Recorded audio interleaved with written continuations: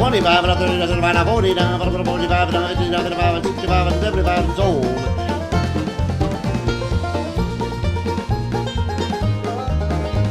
The Call of the Auction Man.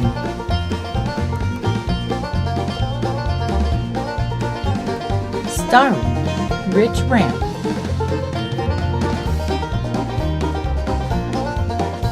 In this episode, Rich discusses the psychology of why people collect things, how to protect your collectibles, and part 2 of Unique Items Auction. Later, Rich digs into the value of some unique treasures.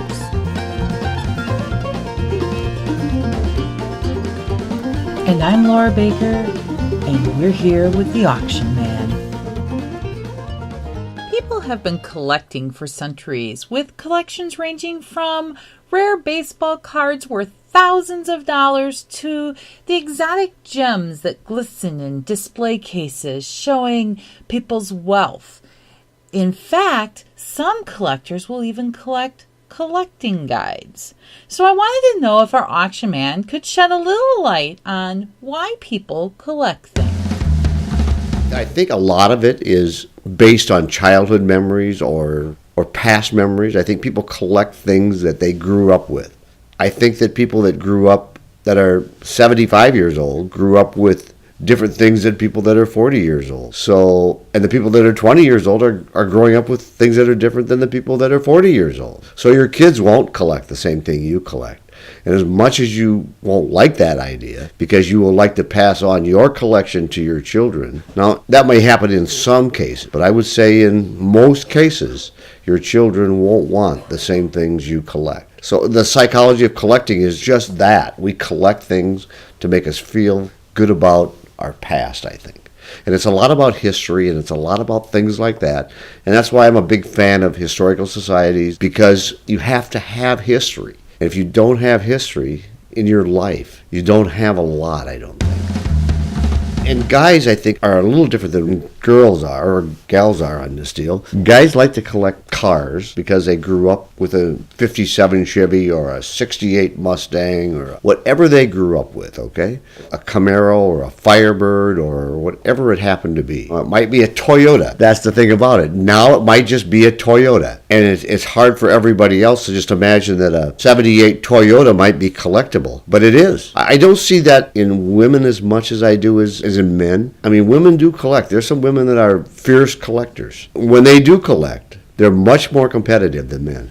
I remember a time when I had purchased a Holly Hobby doll just because when I was a kid, growing up in the 70s, I had Holly Hobby and her friends. That there was a whole group of them, like 5 or 6. And you probably had the Cabbage Patch dolls, and Yep. you had all that stuff as you were growing up, and and our daughter had that stuff, but she doesn't have it anymore. Right. And I don't think she has any desire to have it anymore. No, probably. Yeah, I don't think a Cabbage Patch doll is something that I would be interested in, but I really did like my Holly Hobby. Okay. Did your husband like 8-tracks by any chance? No, that was before our time. That was before your time even? Mm-hmm. Okay. Yeah. Yeah, See, that was my parents' time. Yeah. See, that's the thing that we're finding now, that vinyl records are starting to come back. And this week we're selling a huge collection of vinyl records. And record players are starting to come back. Yeah. So some things do come around. But how should we protect our collectibles that we get? I think, first of all, you should get a professional appraisal. That appraisal should be a written appraisal with pictures so that you can match item with picture. Then that appraisal should be kept not at your house, but in a safe deposit box or someplace else. Never keep your appraisal at your house. You can keep a copy of it at your house, but have a couple copies of it so that if something happens to your house or to your valuables, somebody breaks in and steals them or wrecks them or does something, you can actually show this to your insurance agents or whoever you need to show this to. And there's not much argument anymore. Now, I've had many calls where we've had to go out and try to do an appraisal based on a picture or based on someone's memory. And the insurance company looks at that and says, well, what if it wasn't in that good a shape? What if they're just saying it was in that good a shape? And then there's that element of doubt in there. So, I mean, why even leave yourself open for that element of doubt? You're going to have a collection of something valuable. Spend a little bit of money and have an appraisal done. And that appraisal should be done probably every 4 or 5 years. I mean, that should be updated, just like everything else you do. Because we've run into appraisals that are 25 years old, and we're sitting there looking at them and saying, well, what good is this 25-year-old appraisal? I mean, it didn't do much good now. Yeah, things change in value. They Things can change go in up, value. they can go down. They can, very easily. And we've run into one recently that was done in 1984, or I think it was, or 1985, something like that. And definitely the value of those things have went down because of what they were. And they're not real pleased because the value went down, but that's what it is. We can't change the market. I mean, that's one of the best ways of protecting your appraisal. The other way is using showcases for things, using common sense. Don't use harsh cleaners on things. You know, just like we've talked before, don't polish and shine and do everything like that. You can keep it clean without polishing and shining it. You shouldn't touch anything, really, when it comes, if it's metal for sure, but anything when it comes right down to it. There's acid in human fingers. There's acid in your hands. And when you touch them without wearing white cotton gloves or something like that, you get that acid on them. And sooner or later, if it gets touched long enough, it's going to break. The paper's going to break down. The coin's going to get a spot on it. Something's going to happen if you keep doing that. If you've got a good collection, get some good thin white cotton gloves. Museums use them all the time. And they don't let people just go through their collection without using cotton gloves. If you're going to collect paper goods, you should get archival boxes and use that type of thing. Think of yourself as being a museum. And it's not that expensive to do. You know, don't use newspaper to store things in. There's archival paper. Right. It's not that expensive. Yeah, it's acid-free paper. Acid-free paper is your best shot. Famous 20th century artist Jackson Pollock revolutionized the world of modern art with his unique abstract paintings. In last week's episode, our auction man gave insight into some of the most unique items he's ever auctioned. Here's part 2 of that conversation, which includes a possible painting from artist Jackson Pollock. Well, Jackson Pollock was an artist in New York, and Jackson Pollock was famous for his splatter artwork. Jackson Pollock died very tragically in a car accident, and he wasn't the nicest person in the world, let's put it that way, okay? He was a temperamental artist, okay, but he died, and his artwork now is worth millions of dollars if you can substantiate that it is his work.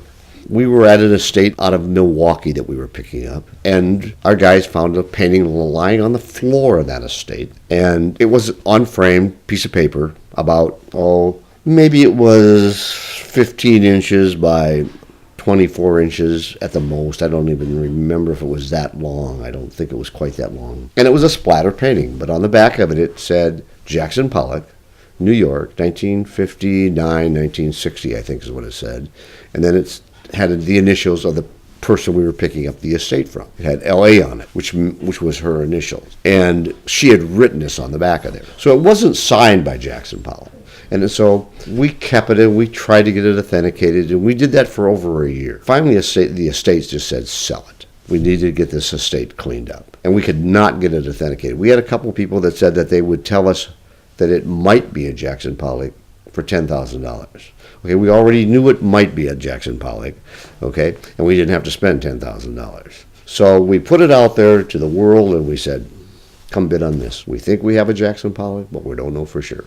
And it was a small Jackson Pollock. Jackson Pollocks usually are huge wall-sized paintings. This was a very small Jackson Pollock. And it might have been a piece of a Jackson Pollock if it was a Jackson Pollock. We're pretty sure it was a Jackson Pollock, because this was a renowned architect that had this. It's very easily that she could have got this in New York City, because he did a lot of stuff on the streets of New York City back at that time, where he was a street painter, and he would just do things and then hand them out on the street. With a lot of artists, that happened a lot. There's a lot of artwork out there that was bought on the streets of New York City, and because how huge it was, and it was bought for nothing. And early works. Right. Yeah, there's a recent artist that, and I just can't think of his name right off the top of my head, that just did that on purpose and stood on the corner. I think he was probably in Central Park, and sold his art for $5 and $10. And his art sells for hundreds of thousands of dollars. And he just did it just to be doing it one day. because he felt like it. That happened just recently, and I can't think of his name. If you look him up online, I'm sure you can find that out. But anyway, back to the Jackson Pollock. The Jackson Pollock, we had newspapers here. We had 3 television stations here. We had a local person buy it. We had bidders from all over the country on it. It ended up bringing $60,000. The executive of the estate was sitting here, and she was astounded because that brought more than the whole estate. It was a fun night, and it still is talked about in the art circles, whether it is a Jackson Pollock or whether it isn't a Jackson Pollock, and it's still never been authenticated. And it's sitting in a safe deposit box somewhere, and someday maybe it'll be authenticated, and maybe it won't be, but Jackson Pollock work is one of the hardest works there is to get authenticated. And it's because the art world works in a very strange way. A lot of times, top collectors are the authenticators. And the more work they authenticate, the less their work that they have, that they already own, it becomes worth less because there's more out there then. We've reached the part of the podcast where listeners like yourself can submit photos and basic information about items that you want to know what it's worth. Submit your questions and photos to rich@beloitauction.com, and we may feature it in an upcoming podcast. In the mid-19th century, colorful paper trading cards were given away for the first time by French tradesmen to customers or potential clients as a means of advertising. Manufacturers of chocolate, coffee, soap, and patent medicines began issuing trading cards, and by 1880, several American tobacco companies were including cards in cigarette packs, the most popular of which depicted women in bathing attire. It was hoped that such sensuous images would build brand loyalty as smokers collected the entire series. Oh, the first item are these vintage. And I shouldn't say vintage even. These are antique. These are tobacco cards. These are some of the very earliest tobacco cards from the late 1800s to the early 1900s. And most of these are occupational cards. And as you can see, if you look at these pictures closely, they were selling more than tobacco here. They were selling sex. And that's what sold tobacco. The very earliest baseball cards were tobacco cards. And that's the Honus Wagner card is a tobacco card. And it's a very valuable card. It's worth maybe $1 million. These cards aren't worth that kind of money, but they're in really nice condition. And I think there's 23 of them there. If I had to guess what these cards would bring, I would have to guess they would bring $200 to $500 for the set, for the group. So what's your next what it's worth item, Rich? That's an advertising casserole bowl. It's a piece of stoneware, and it's a local piece. That's what makes that one kind of nice. That's from Edgerton. You see a lot of Beloit stuff, a lot of Janesville stuff, a lot of stuff that these general stores sold and had their name put in them. And it was like a calendar or a pen or a giveaway today that you get. They gave away bowls that you used every day. Now, this one hasn't been used very much because there's no wear to it whatsoever. It's a nice 10-inch casserole bowl from Edgerton. It's probably worth somewhere around $150 to $200 too. So what's your next what it's worth item, Rich? Oh, that's a cool guitar. That's a Washburn guitar. Washburn doesn't have the same glamour as Gibson and Fender and some of these other guitar names, but Washburn was a very good early vintage guitar. And if you go to a Guitar Hall of Fame, there'll be a Washburn guitar there because Washburn made good guitars, and they were known for making very good guitars. This is a plain Washburn, a folk guitar, but it's a nice guitar. It needs a little work to it, but it's not serious. This could bring $500 to $600 without too much problem. If you have an item and want to know what it's worth, please send your picture along with basic information to rich@beloitauction.com. So what are Rich's top picks at auction this week? Oh, the Nancy Drew collectible books. Almost every young girl growing up started reading Nancy Drew. Carol Keene was the author, and she wrote prolifically. She wrote, I don't know, there's probably hundreds of Nancy Drew. I don't know how many there are. Yeah, there's quite a few, and they're still they're today. You can still pick them up today. They're still pretty reasonable. And we know that Caroline Keene was a pen name. A pen name. I'm sorry, yes. And it was. It was a fun book. It was an easy read book. They're in really nice condition. Yeah, they're in really nice condition. Yeah. They're some of the earlier ones. Yeah, they'll be sold early on in the sale tonight. So don't be late for the auction. So what is Rich's next auction item? It's an IKEA pod chair from the 70s, okay? IKEA from the 70s. Now, that's a collectible, okay? Just to give you an idea about our collectible range we've been talking, this is like a Mork and Mindy chair. It's a little rough at the top. It's missing a cushion, but other than that, this is in pretty good condition. I know Laura thinks this is a piece of junk, okay? But He's watching me cringe. That's why Laura is in marketing, and I'm a salesperson, and this piece will bring really good money, and it's in the middle of the back table tonight. If you've ever been to our auction before, so it's going to be sold fairly early too. It's just a nice piece of collectible 70s furniture. I think it looks like some sort of spacecraft or something. Well, it's supposed to. That's the whole idea. Okay, the next item is a bunch of Hot Wheels. And there's some Hot Wheel Rumblers in there.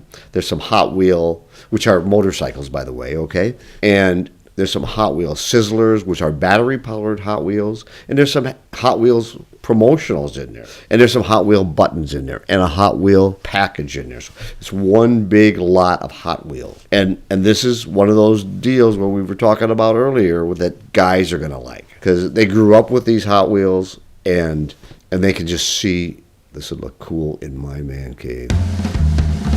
And these are fairly early in the sale, too. So everything we're doing on this is fairly early in the sale tonight. All this stuff that we're talking about, that we just talked about, will be sold sometime between 4:30 and 5:15 tonight. Wow. Yeah, you go through many items in such a short period of time. But how quickly do you sell things? About 100 items an hour. You know, it's really close to that. So we're selling pretty fast paced. Fast, okay. I mean, it's 25, 30, 35, 40, 45, 50 down, sold. 25, 30, 35, 40, 45, 50 down, 67, 7, 80 down, sold. And that's what it is every night. You know, and you just keep going on. You talk a little bit about it and you sell it. You talk a little bit about it and you sell it. One of the things I'd like to just stick in here at the very end is we're having an open house in Janesville this week at Mount Vernon Avenue for a real estate auction we're going to be doing up in Janesville. That's a nice 3-bedroom ranch. Nice. And it's part of an estate. And the opening bid is $49,000 in Janesville on the east side. That's a fantastic price. It's a fantastic price. If you get it for the opening bid, you got a deal. Definitely. Come look at it. Come see us from 1 to 2 on Saturday. If you'd like to shop at one of Rich's auctions and you are shopping through his online store, email rich at beloitauction.com and use the code PAXTON, that's PAXTON, to receive $5 off your order.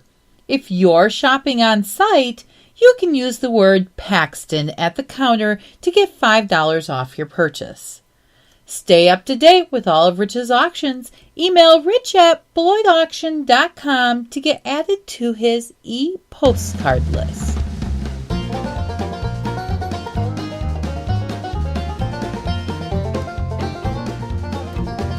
If you'd like to see more items that Rich has for auction today, stop in at his website at beloitauction.com or check him out on Facebook.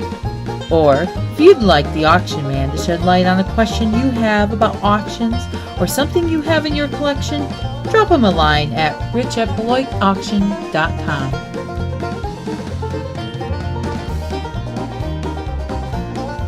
The Call of the Auction Man is a Beloit Auction production.